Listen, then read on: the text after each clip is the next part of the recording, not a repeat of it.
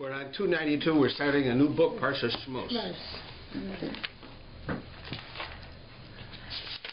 So the Hebrews, as they begin this, we have finished now creating the nucleus family of the Jewish people, and now we're going to create the Jewish people, the Jewish nation.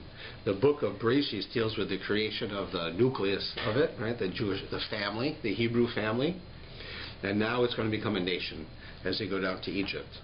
So it tells us here that they all went down to Egypt, the begins, and then it says, Vayamas Yosef echol achav v'chol adorahu, and Yosef and his brothers, and all of that generation, they died.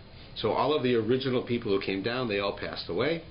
Uvnei Yisrael faru v'rishutzru v'yirbu v'yitzamu b'mod ma'od, and then it says the Jewish people had many, many children, and they filled the land.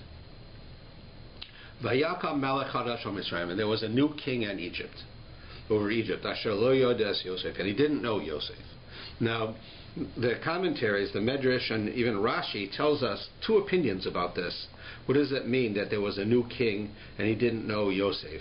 It says here, Vayakam melech hadash. I'll read the Rashi to you. Rav v'Shmuel. All right, there's an argument between Rav and Shmuel in the Gemara. Chad Amar Chadash Mamish. One says it's a new king, literally a new king. It wasn't the same king, the same pharaoh as during the days of Yosef. So it would be logical he might not know Yosef. V'chad Amar Shenischadchu Gezerosav. The other one says that he changed his way of doing things, right? His rules. In other words, it was the same king, but now he decided he doesn't like the Jews. So he forgot all of the good that Yosef did for him. And that's what it seems to say. Now, a lot of the commentaries ask, who cares? The fact is that there's a king, and the king doesn't have any special appreciation for the Jews, and as we see, he's going to try to enslave them, or he will enslave them. If it's a new king, or if it's not a new king, what's the difference to us, right? All these thousands of years later, why does the Torah seem to tell us that it's important to know that it's a new king? And is that a real new king? Or is it really the same king, the same pharaoh as before, who went through the whole story with the 7 years and so forth, the same one, and he just decided that he has no more positive feeling for the Jewish people? Right, and it's a good question, because it doesn't seem to be all that important. The fact that the king doesn't now any longer want to treat the Jews nicely, he wants to now make them slaves, and he's afraid of them taking over the country, that's what we need to know. So the answer, I've seen in a number of sources, is very interesting. It tells us that if it's a new king, so it's just like here, you have a new prime minister comes in, he makes rules. He has a new staff, he brings in new ministers, and he has rules. He's not going to be the same as the last one. Even if it's the same party, he's going to do things differently, because he's a new president, new prime minister, a new king. But if it's the same one, right, you have the prime minister gets elected, and the same one gets elected again, and suddenly he acts differently, right? He's not the same as he was before. That's a very different thing. You can expect, really, that the prime minister is going to be pretty much the same from one term to the other, except he might run on a couple of things that he needs to change. But in general, he's going to be the same. He's not going to change from being liberal to conservative or conservative to liberal. He's going to be pretty much the same person. If we say that it's a new king, a new pharaoh, so okay, that's logical, and he doesn't know Yosef, and the Torah is telling us that. It's a historical fact. What if it's the other opinion? The opinion that says that it's the same king and he forgot Yosef. What is that telling us? And that tells us a very important thing. That tells us the really important idea behind the concept of appreciating what someone does for you. Here Yosef went to Pharaoh, right, and he made it that Pharaoh became the most powerful man in the world. He had an amazing country. It was very advanced for its time, but they were about to be destroyed basically by 7 years of famine. And Yosef used these 7 years of famine to make it possible for them not only that Egypt should have food, and Egypt should make a lot of money by selling the food, but Egypt would eventually even take over its own people, and the king would own the entire country. right, which for the king is an extraordinary thing. That means that the treasury of the country is his own bank account. He's now extremely powerful on a personal level. So therefore, Yosef did that for him. He should show appreciation for that. Suddenly something happens and he no longer shows appreciation. That's a very important point.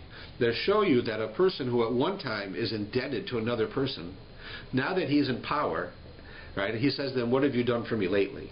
I don't care anymore. Now I'm going to make all of your offspring, all of your children and grandchildren into slaves. And that the Torah wants us to understand how serious an error that is. Now, we have it again in the Torah. It's not the only place in this PARSHA. In this PARSHA later on, it tells us how Moshe, who feels, right, even though he's raised in the castle of Pharaoh, he feels Jewish. And he goes and walks around among the slaves, the Jewish slaves, because he feels he's one of them. Right? He has that feeling, and he wants to be with them. And right? And it says that when he goes and he walks around these slaves, there's a certain thing happens. What happens is as follows: is that you had these taskmasters. They're really tax masters, actually. The word is translated wrong. They were collectors of tax for the government, and they would want to go and get Jews, right, to do the work as slaves that they needed done. Right? So they would go, and they had policemen who were Jewish policemen who would do the job. So these Egyptians would go to the Jewish policemen and get them, right, push them to go out and to get the Jews to act like slaves, to be slaves, and to work in building the cities that they wanted to build. So it says that in order to do that, the Egyptians would go and wake up the Jews early in the morning, the policemen, who they would go and get the slaves, right? So the Medrash tells a story about one man who goes and he knows that this Jewish policeman has a very beautiful wife. So he would go very, very early in the morning, like late at night, and he'd wake him up and tell him, go out and get, you're the policeman, go out there and get the Jews to do the work. And when he would go out, this guy would go in at night and he would take the guy's wife, right? He'd go into the bed with her. And what would happen is that the wife wouldn't realize that it's a policeman, because it's the middle of the night. She thinks it's her husband waking her up and being with her. So she doesn't realize it's an Egyptian. So it says that he goes and he does this, and the husband goes out, and he does what he's supposed to do, and he comes back, and he sees the Egyptian leaving his house, hours after he should have left his house. So he thinks that this Egyptian went in there and hurt his wife. Right? He was a cruel person. So he goes in and he asks his wife, what happened? And his wife admits, I thought it was you. He had relations with me. Right? So this man, right, who this happened to, this was Dasan. Dasan was his name, and he's brought up in the Torah a few times as a very difficult person. And that was the Jew's name, who was a policeman. Dasan, D-A-S-S-A-N. Right. So it says later that when Moshe is going around among the people, right, he sees an Egyptian, and the Egyptian is beating a Jew. So Moshe says to himself, he understands through prophecy, through Ruach HaKodesh, he understands that this Egyptian was the one I just told you the story about. And that, number one, he's trying to kill this Jew, because who's the Jew? The Jew is the husband who caught the Egyptian, and who's going to now tell on him. Right? And even in Egyptian society, you weren't allowed to take somebody else's wife. We know that already from Avram. So this Egyptian would get in trouble. He could put in jail, he could be killed, whatever. So he wants to kill the Jew who's going to tell on him, the husband. So he's beating him. So Moshe comes by and sees this guy being beaten. Moshe sees through his own prophetic vision that this man, this Egyptian, deserves to die because he had adultery and he's trying to murder someone. So Moshe kills him, right, as we know. And then because of it, it says that he goes out again. He buries the man, right? He buries him, and then he goes out again among his people. And two Jews are fighting, and Moshe stops them from fighting. And one of them says to him, "Oh, are you going to kill me like you killed the Egyptian?" Right? So who was that man? That was Dasan. That was the same guy the Egyptian went and got him out of his house so he could have relations with his wife. Who Moshe kills the Egyptian later, right? And this guy Dasan, instead of being appreciative to Moshe for stopping him from being killed by the Egyptian, says to him, "Oh, are you going to kill me too? You're going to kill me also, just like you killed the Egyptian?" And Dasan goes off and tells Pharaoh that Moshe is the one who killed the Egyptian. And because of it, Moshe had to run away from Egypt for 80 years. He runs away, and we know the story of what happens in the upcoming Parshas. But this guy Dasan is a perfect example of someone who shows the opposite of appreciation to someone who did something good for him. Here he's being beaten to death by an Egyptian. Right? It's like being beaten by a policeman. He's going to beat you, and you probably can't even fight back, because if you do, they'll arrest you. Right? So you can't do anything. So the guy just is going to beat him to death. Moshe comes and stops him from killing him. And what is the guy? How does he pay Moshe back? He makes this remark to him later, right, that you're going to kill me too. And then he goes and tells on him to Pharaoh, so that Moshe has to run away or he's going to be killed. Right? So this is an example, right, an enormous example of a person who doesn't show appreciation, just like Pharaoh. Pharaoh doesn't show the appreciation. Here you have another case. The person doesn't show appreciation. Where can we find a case where someone does show appreciation? So in that case, you see it with Yisro. Yisro was Moshe's father-in-law. How do we see that? So the Medrash tells us that Pharaoh, in this point right here, he wanted to make the Jews slaves. He wanted to destroy them. He was afraid of them. There were so many Jews in the country that the Jews would have a revolution and take over Egypt. Right? So he decides he's got to keep the Jews, right, so that they won't be able to do that. So he asked, how am I going to do that? He wasn't a genius. Before he had Yosef helping him. Now Yosef's not around. Who's going to help him? So he calls in 3 advisors. Right? It says he calls Bilam and Eov and Yisro. So Bilam, we know, is a non-Jewish prophet. Eov is Job. Right? We read about him in the book of Job. And then you have Yisro, who becomes Moshe's father-in-law, Jethro. So he asks all 3 of them, what should I do? So they decide they're going to throw all the boys into the river, drown the boys, so they won't have an army to fight against the Egyptians, right? So he asks the 3 advisors, what do you think? So Bilam says, it's a great idea, kill the Jews, do it. And he asks Eov, Job. So Job won't answer. He runs away. He won't answer because he doesn't want to go against the king, but he doesn't think it's right to kill the Jews. And it says that Yisro, he protests. He says, no, you can't do this. And he runs away also. He leaves.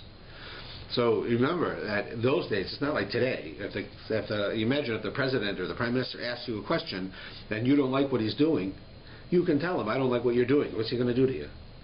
But there, if you don't do what the Pharaoh wants, he'll kill you. So Yisro could have been killed.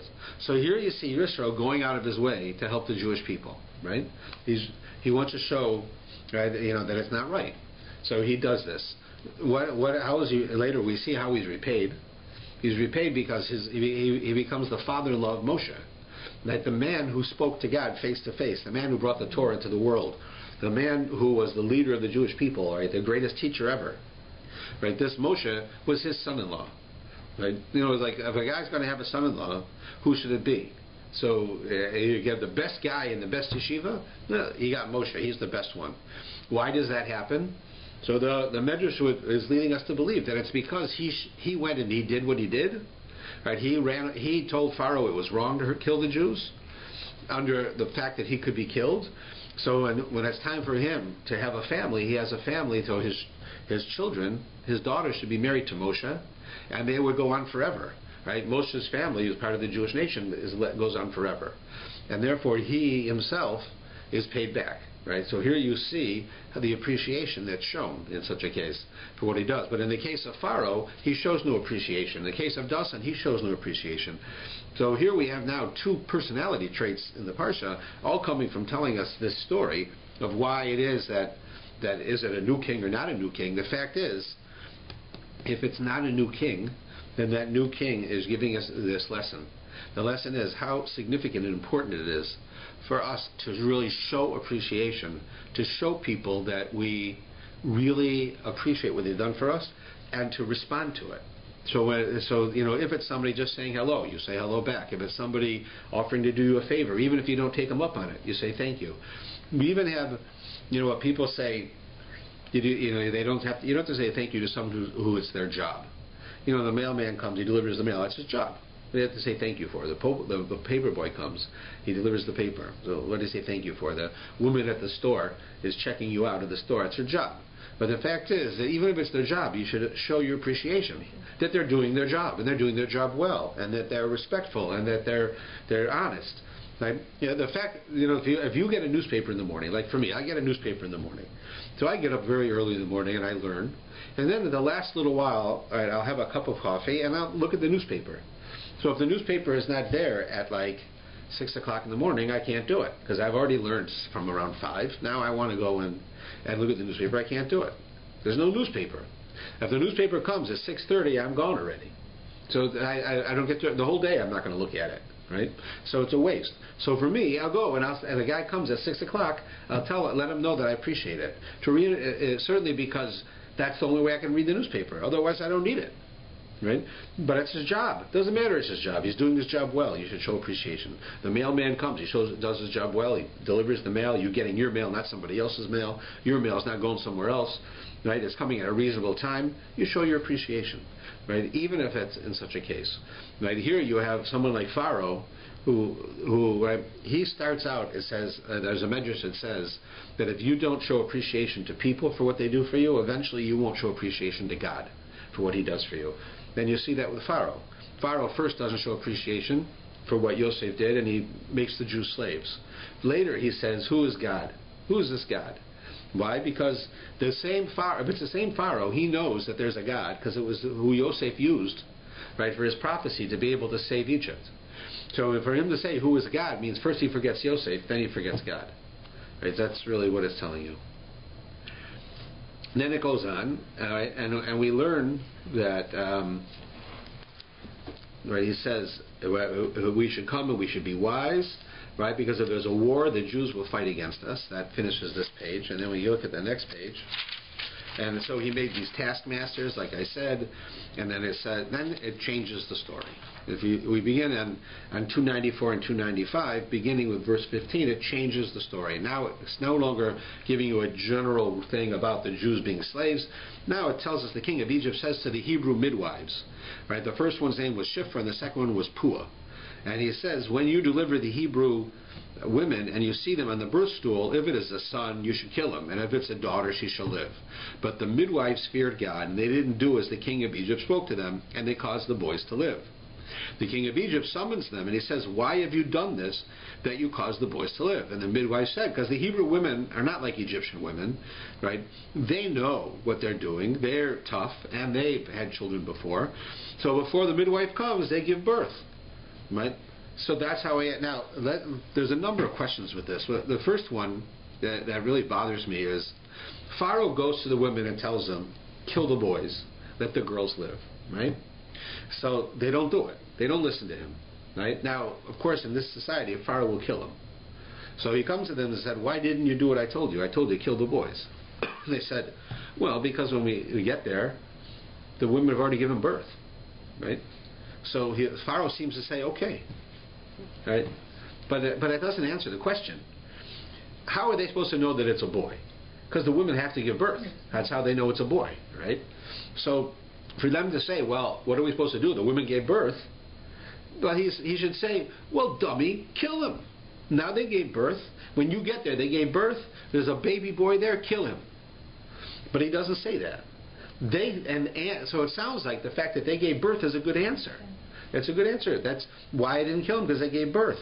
So one of my teachers and friends and really a very great man was Rabbi Malevsky. I worked with him for a number of years here, and he has an amazing insight into this and why what I just told you is really a powerful question, and why is a powerful question. And that is, Pharaoh comes to them and he says to them, I want you to kill the boys. Right? They say, we can't kill the boys because the women give birth before we get there. So most people say, well, they must have hid the boys. That's why. But that's not the point. Pharaoh just says, okay. They were born already? Okay. But of course they had to be born. How else would you know that they were boys if they weren't born? So he says that when we read this PARSHA, we're not reading it right. It says here that he goes to see them, and he says, when you deliver the Hebrew women and you see them on the birth stool, this word birth stool, Rabbi Malevsky said, is not correct. It's not a correct word. And if you look in the Hebrew, it doesn't mention anything about a stool. Right? It's a funny translation. Here in verse 16, it says, "V'ri'isan ala avanim." We see the women giving birth on the stone. In benu, if it's a boy, right? If it's a boy, you should kill him. If it's a girl, she should live, right? So he says that the word for birth stool is not there. It certainly looks like the word for stone. Right? Now, some people say that they used to use certain women would stand on these stones and they'd squat to give birth. But Rabbi Milewski said that this is actually not the case. That he believes that this word was a medical device that the midwives had, and that this medical device they could use to tell them if a woman was giving birth to a boy or a girl. They could tell before the baby was born if it was a boy or a girl.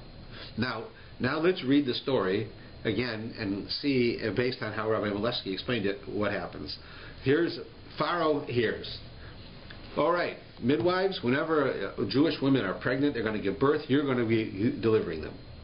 If they give birth to a boy, kill them. If they give birth to a girl, let her live, right? They don't do it. So Pharaoh comes to them and said, why didn't you do it? I told you, if you give birth to a boy, kill him. So here's what he really said. Pharaoh at this point, right, is still not fully invested in this idea of slavery, of destroying the Jewish people. He knows they're a problem, and he knows he has to do certain things, but he's not prepared to out and out murder them. So he tells the midwives, you see this tool you have to tell you if it's a boy or a girl? If they're going to give birth to a boy, perform an abortion. Kill the baby before it's born.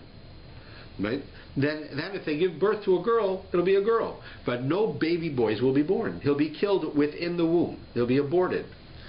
So they say back to him, well, Jewish women are strong, and they give birth to the babies before we get there. So he says, oh, okay. Right? You see the difference? Now it makes sense. Now they knew before the baby's born if it's a boy or a girl. And the Jewish women, they tricked them, so to speak. The Jewish women say, oh, we're about to give birth. We don't even need a midwife. I'll give birth to a baby, right, without the midwife. So when the midwife shows up, the baby's born. Well, Pharaoh didn't tell us to murder the boys. Pharaoh told us that to abort the boys. It's not the same. So therefore, when they tell Pharaoh, listen, the boys are born already. What can we do? You told us to kill them before they're born. So he says, okay. So he changes the rule now. Now he says, when the boys are born, throw them in the river. Now it gets more severe. Right? But at first, it's a reasonable thing. That's the first thing. The second thing is, the Torah tells us the names of these midwives. One is called Shifra and one is called Pua. Now, to the best of our knowledge, based on our sources in the Gemara and the Medrash, those are not their real names. Shifra and Pua are actually Yocheved and Miriam. Yocheved and Miriam Yocheved is the mother of Moshe. Miriam is the sister of Moshe. And they were midwives. Right? They were midwives. So Yocheved and Miriam are the two midwives. So why doesn't it say that their name was Yocheved and Miriam? Why does it say Shifra and Pua? So Rashi addresses this, as does many sources, including the original text. And there it says, let's see, where do you get it? Here's Pua and Shifra. So Shifra is first. Rashi says Shifra. What does it mean, Shifra? Zo Yocheved. This is Yocheved, which is Moshe's mother. Al Shem Shemeferes es Avlad. Why do they call it Shifra? Shifra means to beautify. Because they would beautify the babies. The baby would come out of the womb, right? And he'd be all bloody and ugly, right? When he's born. So that she'd clean up the baby after it was born and give him to the mother. In order so the mother should feel love with the baby, right? The baby's pretty, right away. She would do that. And Pua, who is that? Zo Miriam. This is Miriam, Moshe's older sister. Why is she called that? Al Shem Pua Midaberes Behuga Levlad Kederach Hanashim Shemipasas Tinok Habocha. She used to go and make funny noises to the baby, like women do in order to get babies to stop crying. Right? Poo poo poo and things like that. So they called her Pua, the one who makes the noises. Right? So now they're telling us, what are they telling us about Shifra and Pua? Shifra and Pua are women who are under threat of death by Pharaoh, right? That they should kill the boys. They come and the women give birth, and one of them takes the baby and makes him pretty, and the other one makes noises to make the baby smile, so that the mother should feel love for the baby right away, right? So what? That's why they're famous, because they would clean the baby and make noises. They should be famous for saving their lives. But why that? So, well, there's one of the rabbis in one of the books I read recently. He says the following. He says, when you have an emergency, let's say somebody has a child and the child gets hurt, and you take them to the emergency room. As soon as you get to the emergency room, if the nurses see, they call triage. They evaluate the child or the patient, and they immediately, if it's serious and it's emergency, they'll rush them in front of the line, right? And everybody will be rushing. There'll be no talking. They don't care what the mother says, the father says. They're going to rush the baby in. The doctor takes a look. The doctor starts. The anesthesiologist starts. This one starts. That one starts. Everyone starts moving. Nobody's addressing the parents. They push the parents away, right? They're in the way. They're making it worse. We have to act quickly to save this baby's life, and it's appropriate, okay? But certainly they are not polite. They're not saying thank you. They're not saying please. They're not asking how are you. They're not trying to make the mother feel better or the father feel better. They're saving the life, right? Here, the Torah is telling us that Shifra and Pua, they were saving the lives of these babies, just like the doctors do. But yet they also went out of their way to make the parents feel good. That the baby should be pretty, and they should make nice noises, and the baby should smile. So the parents should feel good about having a baby. Because most of the people knew, you have a baby, Pharaoh's going to kill him. So they wanted to not only that the baby should live, but that the parents should feel good and they shouldn't have anxiety. This was going way beyond what's expected. As I said, I'm not being critical of doctors for not being polite and friendly when they're saving a life. They're saving a life. If that's how they have to do it, then that's how they'll do it. But these women went beyond.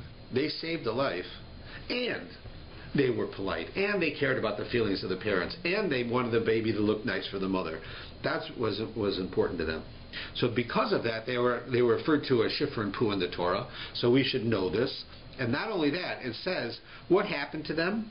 It says because of what they did. It says Vayikriu Moledes Esa Elokim, because these birthing, right, midwives feared God. Yaslahem Batim. He made for them houses. What does that mean? God built houses for them. Right? Of course, they already had houses. They already had lived. I mean, Yocheved was an old woman already, and Miriam was her daughter. They lived in a house. So Rashi says what it is. It says Bate Kuhuna V'Levia. What does it mean? They built for them the houses of the Kohen and the houses of the Levium. That is to say, they were given that they were the mother of the Kohen and the Levi. Well, how is that? Well, Yocheved is the mother of Kohen and Levi. She's the mother of Aaron and Moshe, right? Both. So comes from her Kohen and Aaron, and Moshe was a Levi, right? So that I understand. What about Miriam?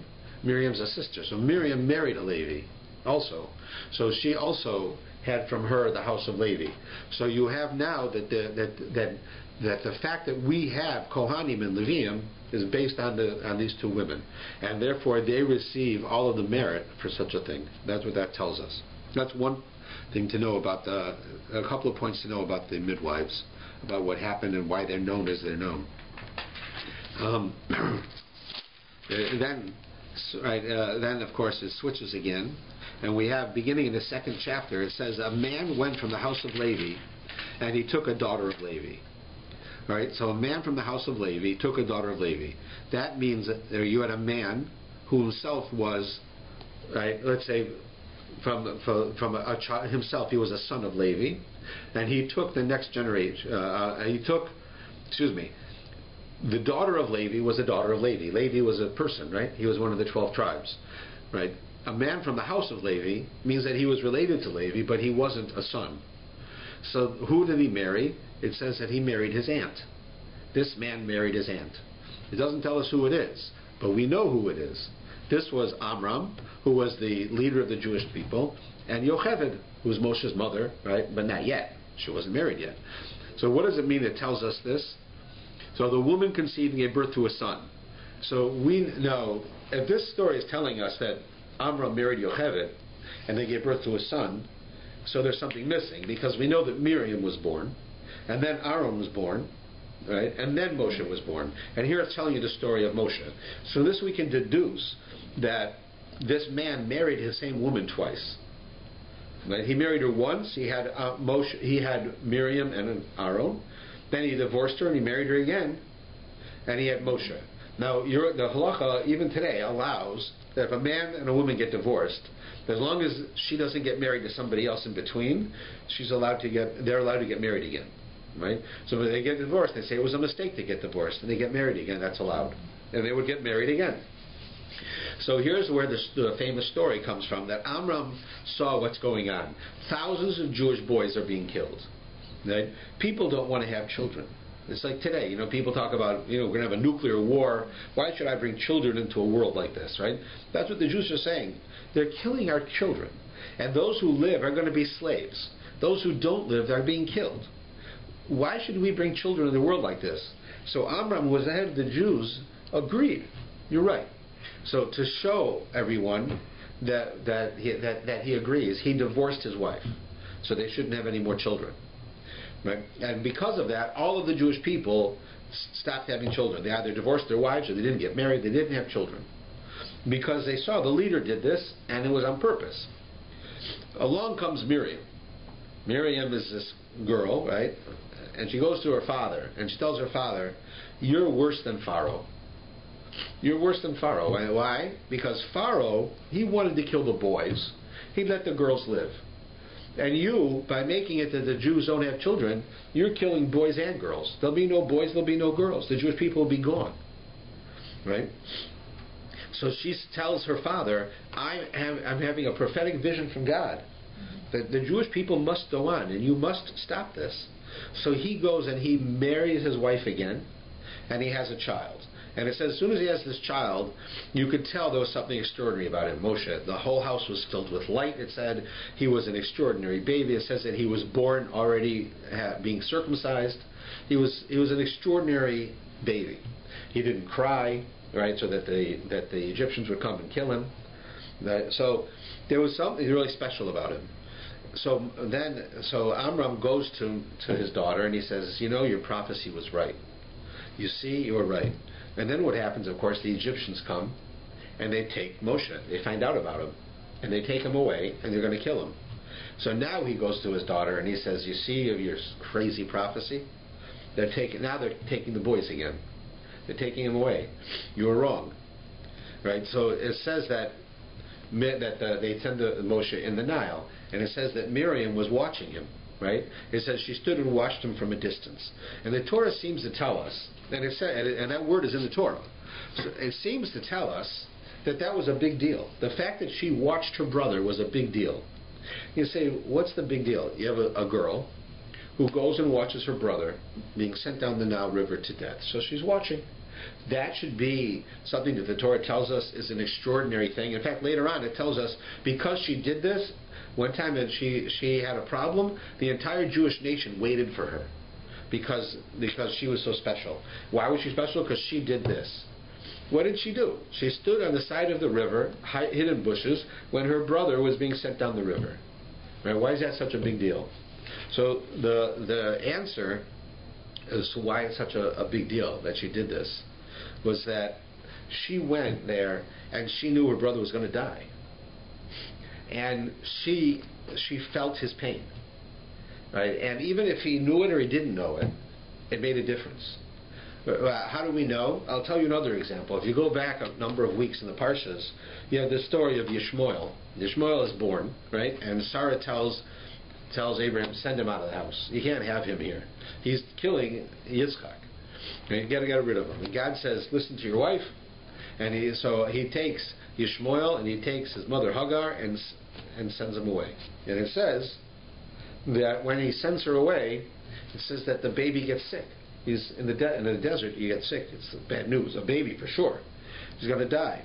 So it says the mother puts him under a tree in the shade, and she goes to the other side under another tree, and she says, "You know what? I can't bear to watch this. He's going to die. I can't watch my son die." So she goes away and leaves him there, right? And God hears his cries and saves him, and he doesn't die.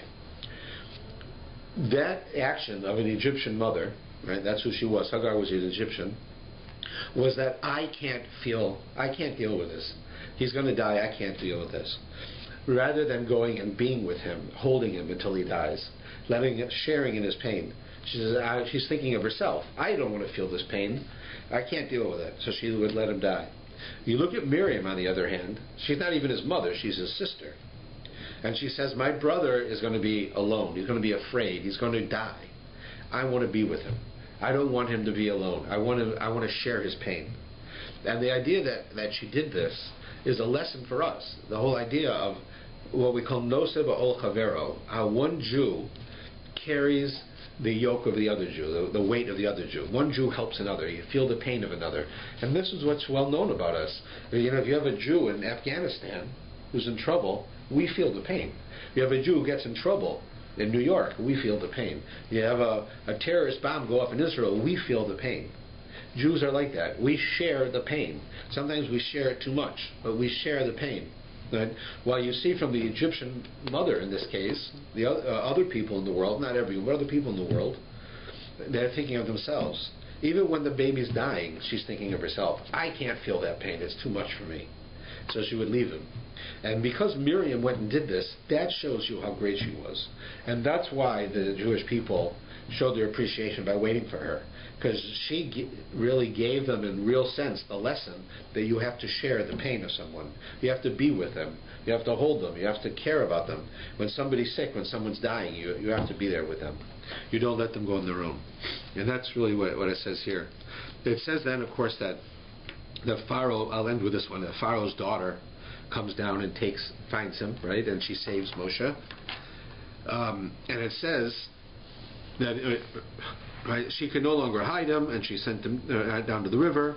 Pharaoh's daughter went down to bathe by the river, and her maidens walked along the river. She saw the basket among the reeds, and she sent her maidservant, and she took it. She opened it and saw him, the child, and behold, a youth was crying.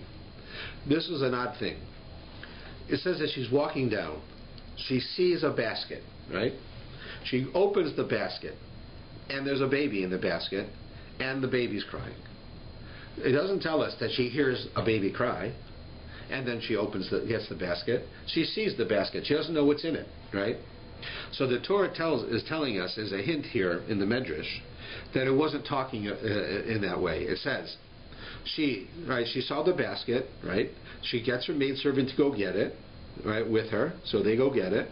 She opens the basket, and she sees a baby, right? End of the story. A youth was crying. It's a new sentence. Why? Who was that youth? A youth is not a baby. No. That was Avram. While we know that Miriam was there, right? She was hiding in the bushes. We also see from here that Avram was there, the other brother. He was a youth. He was a little kid. He also was hiding because he also wanted to be with his brother. And then it says she took pity on him, and she said, this is one of the Hebrew boys. She took pity on the baby, and she saved him. Right? And then, of course, we know Moshe is raised in the lap of Pharaoh. He's raised in the castle. Now, you would think that such a person could become a horribly decadent person. You live in the castle of Pharaoh. Pharaoh was a man with no rules. He could do whatever he wanted. He owned the land. He owned the people. Everything was his. If he wanted to kill someone, he could kill him. If he wanted to take someone's wife, he could do it. He could do anything he wanted. And of course, Moshe is being brought up in his house. Moshe could do anything he wants. He's the same thing. Pharaoh treated him like his own son. Right? And this is one of the most amazing things of how Moshe, who could have been the most decadent, disgusting, self-indulgent person, is the opposite. His own personality comes out, and he wants to go and share the pain of his brothers. Just like his sister and brother shared his pain, he wants to go share the pain of the Jews. Even though he could have said, what do I need with that? I want to just sit in my house and drink all day. I just want to watch television all day. I can do whatever I want. And instead he says, no, I'm going to go out there with the slaves because I feel bad about the slaves because they're my brothers. Right? And here you see the real personality of Moshe coming through. Because it would have been very simple for him just to say, fine, I'm lucky. It's too bad about my family. It's too bad about the other Jews, but I'm lucky. Pharaoh took me in. I'm different, and I'm going to be the next Pharaoh. Right? But he doesn't. He goes and he sticks his neck out and he saves a Jew. Ends up having to run away because Pharaoh says, "You're my son, but only so much. Now that you killed one of my officers, now it's finished for you." Right? And that tells you why Moshe was so special. All right, we'll conclude with that. One sentence.